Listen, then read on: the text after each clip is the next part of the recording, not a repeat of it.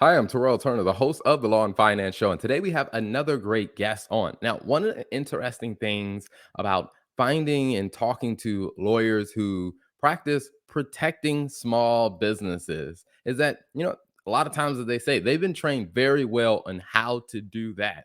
But what is interesting is when it comes down to, hey, in law school, did they teach you how to run your own business as a law firm? Becomes a very interesting story. So, I'm excited to talk to our guest today who has a lot of experience of helping serve small business owners. And we're going to talk about his journey as a small business owner himself. So stay tuned.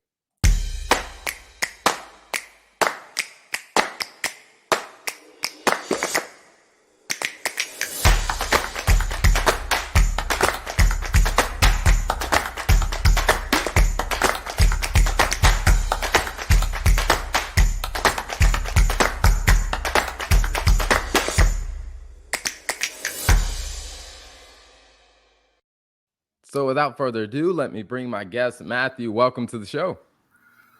Good afternoon, Terrell. How you doing? That's a great intro you have, by the way. Oh, well, thank you. Thank you. I will say I can't take credit for that. I would say it was my wife's idea.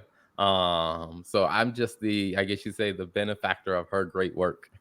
All right. Well, it looks like you guys do a lot and have a lot of fun. So, Yeah, we try. We try.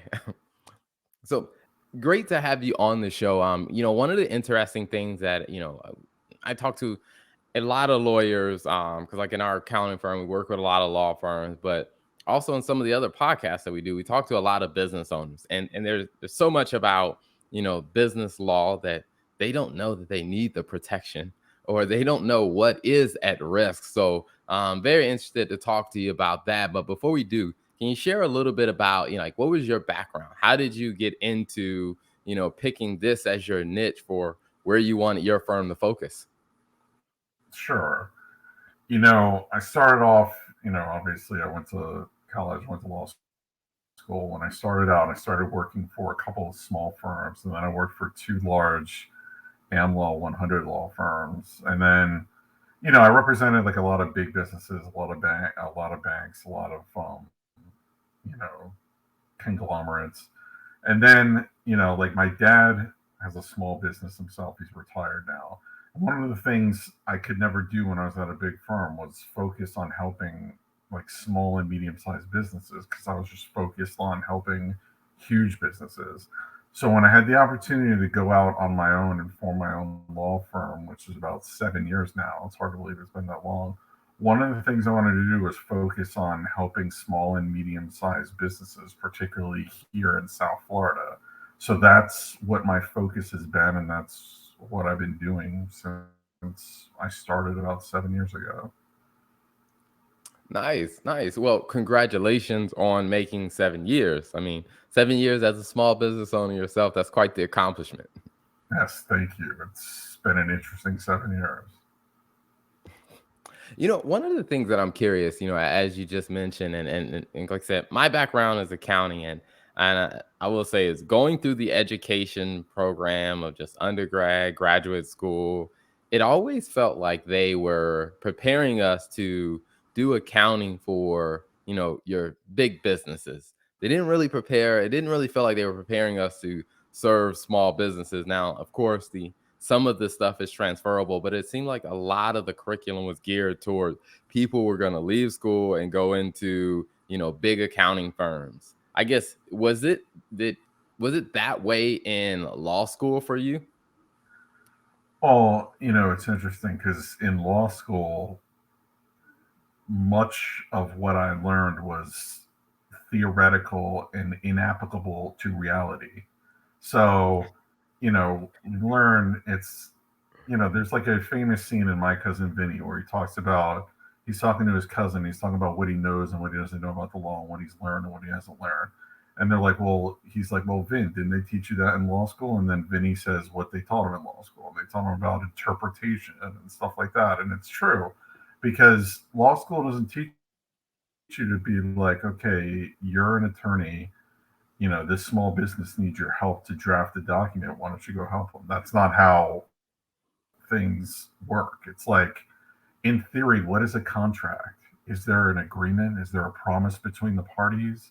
And that's kind of what the motif is of what you learn, at least in the beginning part of law school. You learn about drafting stuff a little later on, but you still don't get like real world instruction on how to like actually go help someone, and then in actually going to help someone, go help like a real world person or a real world business. You don't represent like necessarily every time, Coca-Cola or Disney. You represent like a guy who owns his own business, or you represent, a similarly taught to you in law school. um, and it's something that really isn't the focus of businesses or focus on small businesses, but it's something you kind of learn as you go as a as a attorney or a law firm that focuses on helping small businesses. Gotcha. Now, I guess with your journey, I mean, I will say your journey is doesn't follow, like I said, the prescriptive of went to law school, jumped into big law, did that for a few. I mean, you work with a couple of smaller law firms as well. Were there some very big differences you saw between working with the smaller law firms to the 100 plus attorney law firms? Yeah, I mean, with the smaller law firms, I had a lot more responsibility and a lot more client interaction and a lot more like firsthand experience stuff. And then working with larger law firms, it's a lot more hands off and a lot more theoretical kind of stuff and a lot more behind the scenes support of the people who actually have the interaction either with the clients or the people who actually go to court and do stuff. So it's more, the larger firm is more like a background role and like a backup role to, like a finite number of people. It's very different. Mhm. Now, I guess at the smaller firm like that, since you're probably a little closer to the front line of, what's going on, do you feel like that prepared you well for, being a business owner yourself? Yes, I mean, being able, being the tip of the spear, being the one who ultimately does the writing or the arguing or deals with the client or deals with the opposing counsel or deals with the court. Yeah, it helped me prepare for where I am now, particularly in, interacting with my own clients and doing things on my own clients' behalf. Gotcha. Now, one of the things that I also find to be interesting when talking to different firm owners is kind of that transition period where you go from, you know, working in a law firm and practicing law to then comes down to running your own law firm to where now there's probably like a whole list of responsibilities and tasks that you now have to keep in mind that you probably didn't when you were working for someone else's firm. So, how did that transition go for you? That was a pick it up as it goes kind of transition because you work for someone magically every 2 weeks. Your money shows up in your bank account, and whether you're there and it just shows up and it's great. And in order for you to get paid or function as your own business, it doesn't work like that. You have to do everything yourself. So, there's a lot of programs, like I know the Florida Bar puts on a lot of programs with their legal fuel program that tells you like, so you want to open up your own law firm or so you want to do whatever.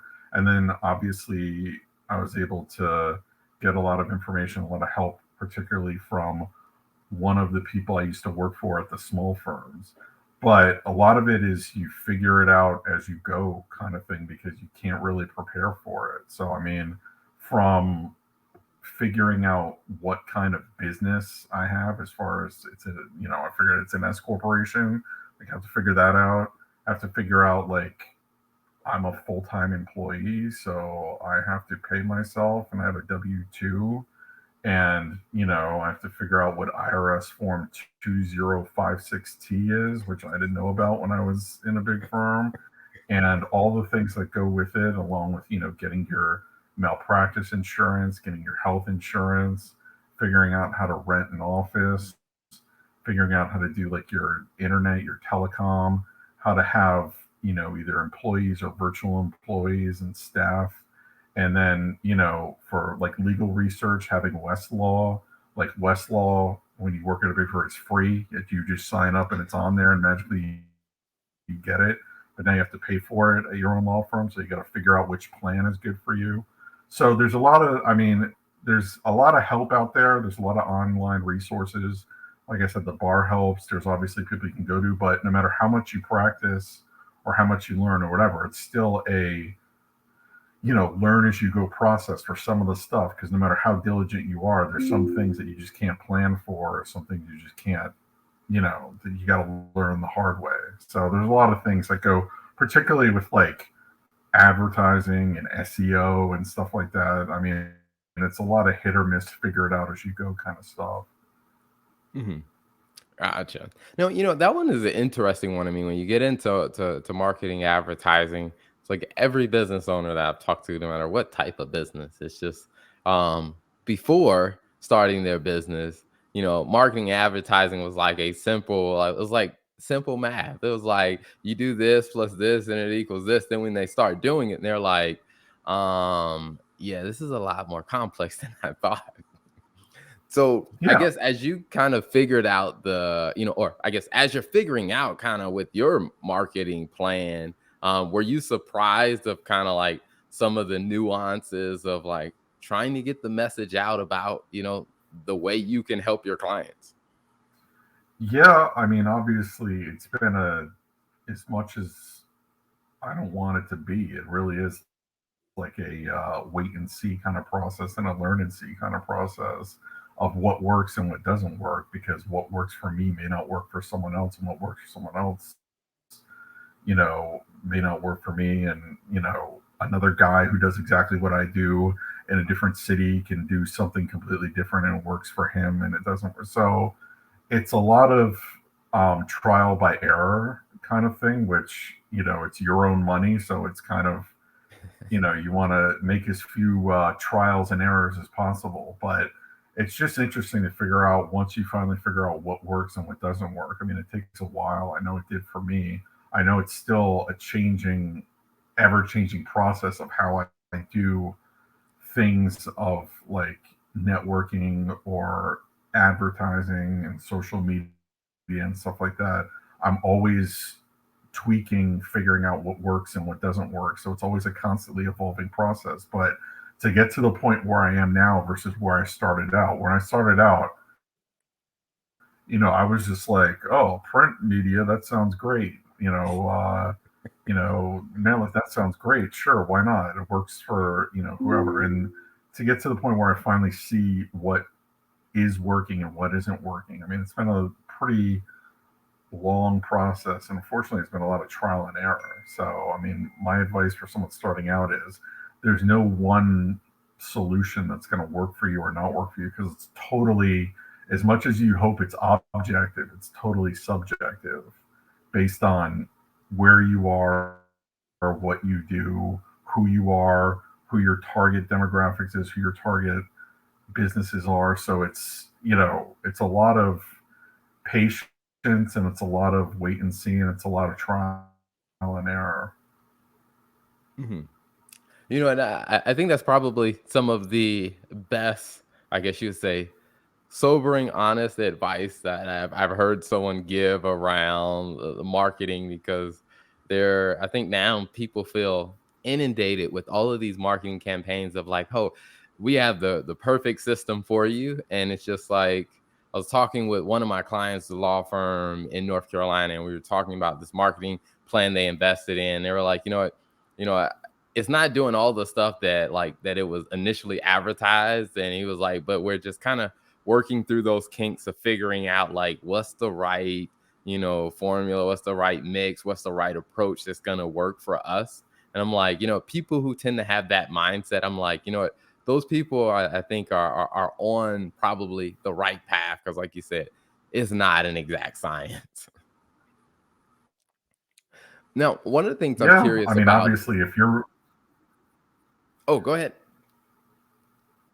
oh no, I was gonna say if you're, like your client you were talking about, obviously if they've made like a big time or money commitment to something, you have to, as much as it may not be working as much as you want initially. I mean, that's the kind of thing where you gotta see it through for a little while before you abandon ship and go someplace else.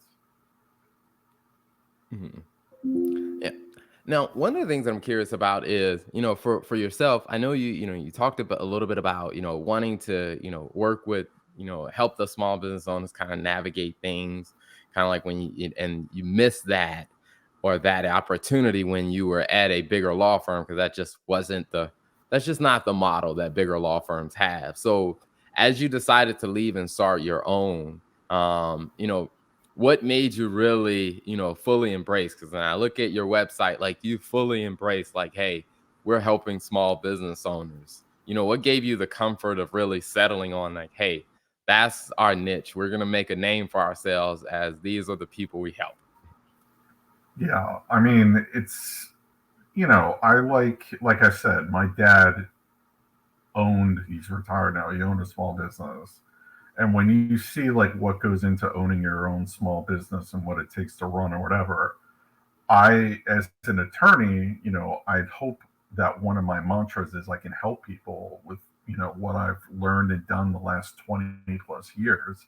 So one of the things I wanted to do was be able to bring a level of sophistication and service to small and medium sized businesses that ordinarily they're not catered to because they're considered for whatever reason too small for like a large sophisticated law firm to handle. So that's why I was like, I can provide the same level of service as I did when I worked, down the street doing whatever as I do working for me, but I can do it for, a business that has like 5 or 10 employees as opposed to a business that has like 500 employees.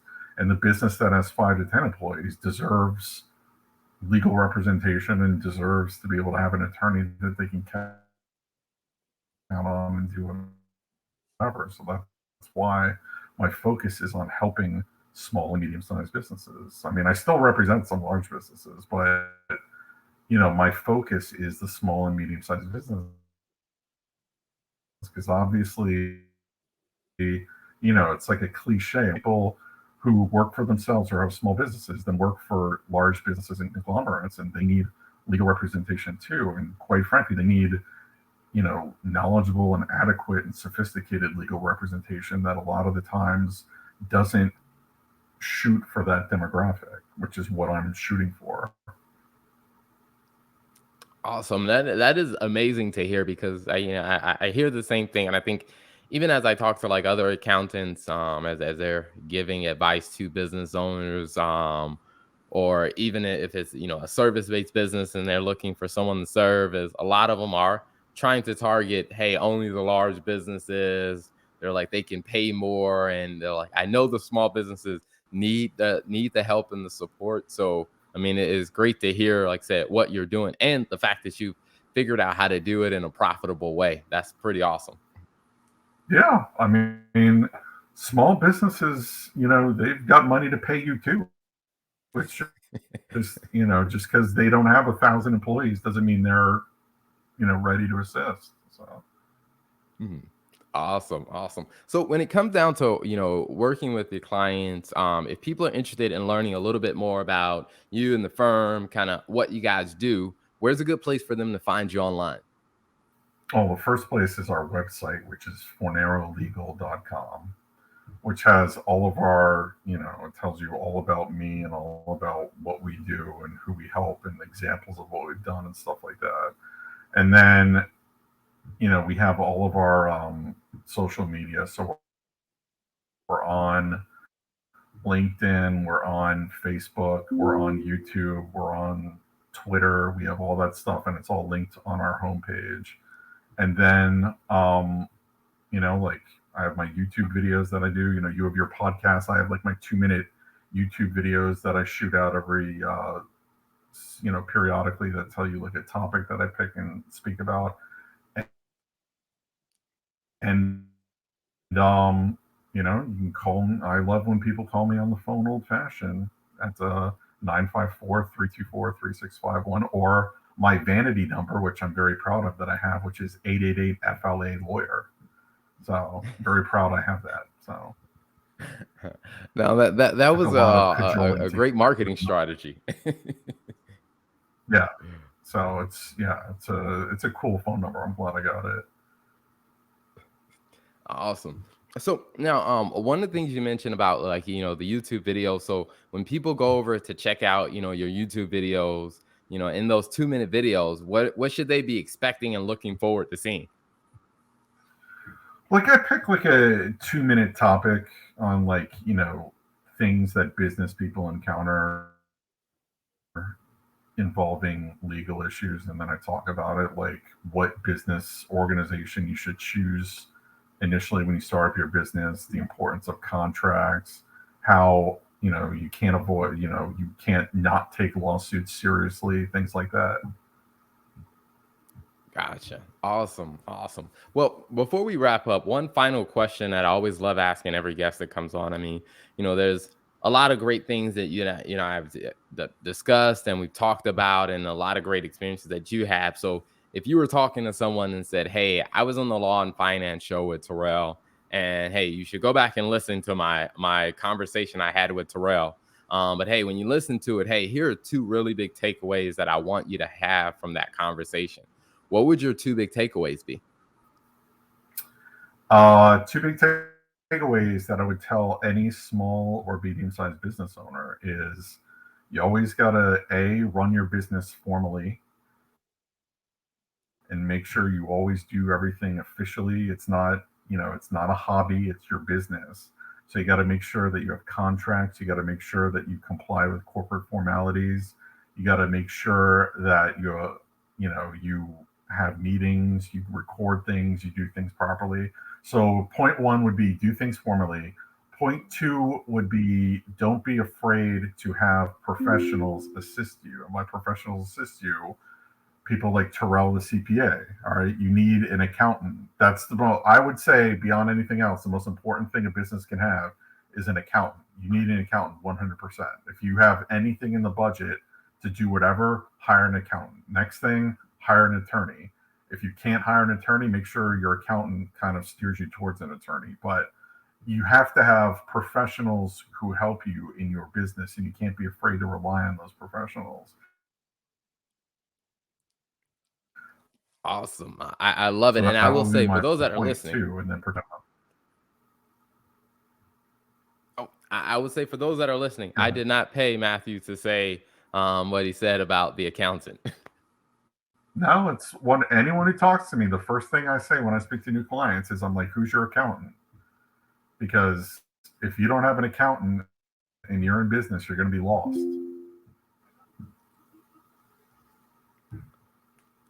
Awesome. Well, Matthew, thank you so much for being an amazing guest. It was a pleasure having you on. And I guess before you go, can you repeat your website one more time so people can find you? Sure, it's Fornaro, just like my last name, Fornaro, FornaroLegal.com. Awesome. Thanks for coming on. All right, thank you, Terrell. If you're looking for ideas on how to manage and grow a profitable law firm, this Facebook group is perfect for you because every week we are featuring conversations with successful lawyers and businesses related to law firms on tips, ideas, and technology that are helping many people grow and manage a profitable law firm. So if you're looking for great tips and ideas, you definitely want to click the link below so you can join the conversation and be part of the Law Firms and Finance Facebook group.